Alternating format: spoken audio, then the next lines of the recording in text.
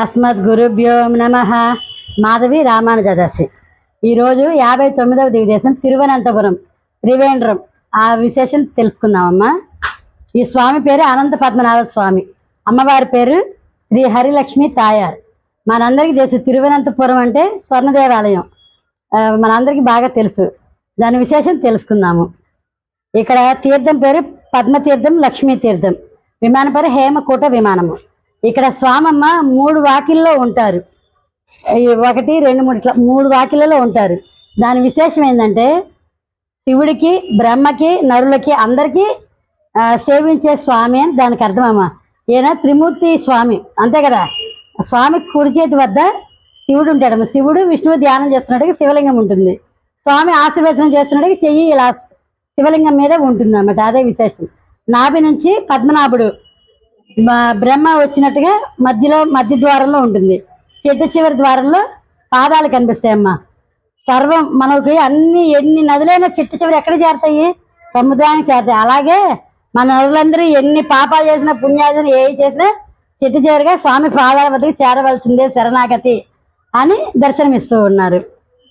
ఈ క్షేత్రం అమ్మ తిరువాట్టారని 69వ దేశానికి వ్యతిరేకంగా ఉంటుంది.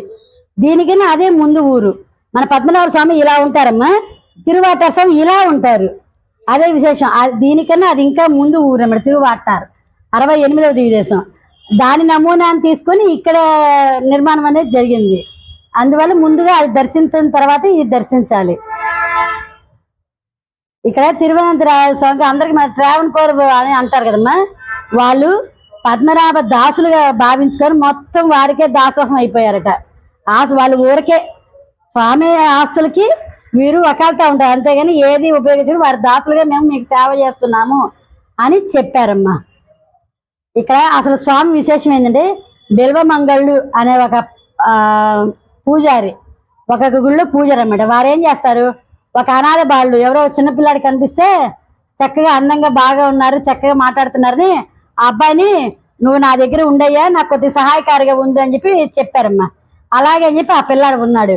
కానీ ఆ పిల్లాడు ఒక రూల్ చెప్పారు, ఏంటంటే నేను ఉంటాను కానీ నన్ను అడగకూడదు, ఏమీ అనకూడదు, నన్ను ఏమన్నా అంటే మనం నేను వెళ్ళిపోతాను అని చెప్పారంట. అలాగే అని చెప్పి స్వామి ఎంతో ఓర్పుతో ఆ బాబా అల్లరి చేస్తున్నా కూడా ఊరుకుంటున్నారు. కానీ కొద్ది రోజులు గడిచాక వారు పూజలో ఉన్నప్పుడు, బాగా పూజ చేస్తూ ఉన్నప్పుడు వీరు డిస్టర్బ్ చేయడము, సాగగ్రామాన్ని కదిలించడం, అలా బాగా అల్లరి చేసి ఇక స్వామి తట్టుకోలేక అరిశారు. అరిసి వెంటనే పరిగెత్తి వెళ్ళిపోయారమ్మా.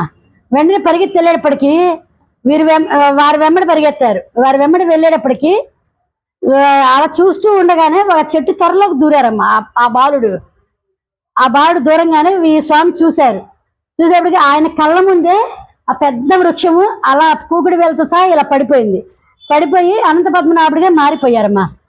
18 అడుగుల స్వామిగా మారిపోయారు ఆయన. అప్పుడు అది చెప్పే కదమ్మా, అరణ్యం అని, చాలా పెద్ద దట్టారణ్యం.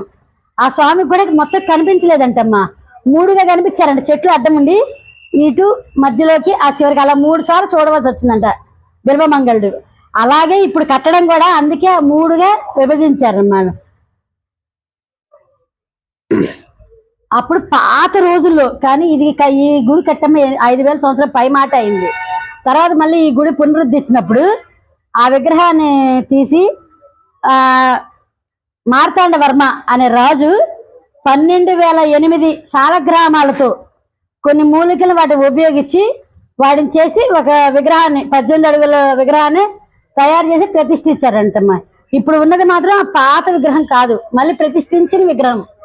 కానీ ఇక్కడ చాలా చాలా విశేషం అమ్మా. కేరళలో ఎప్పుడు సాంప్రదాయ దృష్టిలోనే వెళ్ళాలి. మగవాళ్ళు బనీళ్ళు, చొక్కా పంచుతోనే మాత్రమే వెళ్ళాలి. ఆడవాళ్ళు కూడా తప్పనిసరిగా సాంప్రదాయ దుస్తులు ధరిస్తేనే లోపలికి అలో చేస్తారు, లేదా లోపలికి అలో చేయరు. మేము అక్కడ దాకా వెళ్ళాము, మా దగ్గర పంచలేవు, ఏం పర్వాలేదు, ఇబ్బంది ఏం లేదమ్మా. బయటే మనకి అమ్ముతారు, రెంట్కి ఇస్తారు. దుస్తులు మార్చుకోవడానికి కూడా బయట అన్ని రూమ్స్ కూడా ఉంటాయి, ఫ్రీ రూమ్స్ ఉంటాయి, డబ్బులకి ఉంటాయి. అందుకే తప్పనిసరిగా కేరళ ఎవరు వెళ్ళినా ఆ గుడికి వెళ్ళాలంటే వస్త్రాన్ని మారిస్తేనే, సాంప్రదాయ దుస్తులు ధరిస్తేనే లోపలికి వెళ్ళాలన్నమాట.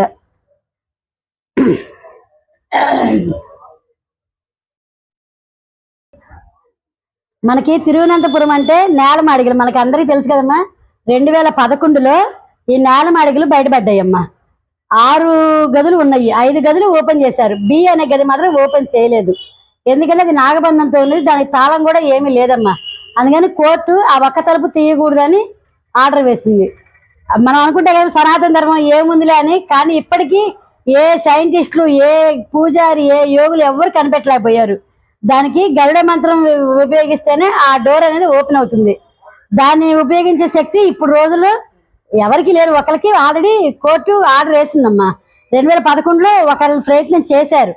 అక్కడ కూర్చొని గరుడ మంత్రం ప్రయత్నం చేస్తే సగం జరిగిన తర్వాత అతను చనిపోయాడు హార్ట్ అటాక్తో. అందువల్ల ఇది తీయడం చాలా అనర్థం. అందువల్ల ఇది తలుపు తీయకూడదు అని ఆర్డర్ వేశారు కోర్టు ద్వారా. మనకి ఇప్పుడు ఇంతకుముందు 6 నేలమాడిగలు, ఇప్పుడు మళ్ళీ ABCDEF కదా, GH కూడా బయటపడ్డాయి, కానీ ఇంకా ఓపెన్ చేయలేదు, ఇంకా కోర్టు ఇవ్వలేదు. అందువల్లే ఇది అసలు అందరూ అనుకోవచ్చు ఇంత బంగారం ఇవన్నీ ఎక్కడొచ్చినాయని. ఇప్పుడమ్మా foreign, international brands, international business అనేది అప్పట్లో అన్ని వేల సంవత్సరాల క్రితమే వీరు అంతర్జాతీయంగా వ్యాపారాలు చేశారట. సుగంధ ద్రవ్యాలు ఇక్కడ అవి బాగా విశేషంగా దొరుకుతాయి. సుగంధ ద్రవ్యాలు ఇవన్నీ బిజినెస్ చేసేవాళ్ళు. ఇంకా అందరి దగ్గర మామూలుగా వసూలు చేస్తారు కదమ్మా, అవన్నీ వసూలు చేసినవి అవి కూడా ఎందుకు దాచిపెట్టారండి నేలమాడిగల్లో? అప్పట్లో బ్రిటిష్ వాళ్ళు ఎంతో మంది దండయాత్రలకు వచ్చారు. ఆ సొమ్మును కాపాడడానికి అని ఆ గుళ్ళల్లోని నేలమాడిగలుగా దాచిపెట్టారు. అవి ఇప్పుడు బయటపడ్డాయి అన్నమాట. ఆండాల్ తిరువడుగలే శరణం, ఆళ్వార్ తిరువడుగలే శరణం. ఎన్ని సెకండ్లు?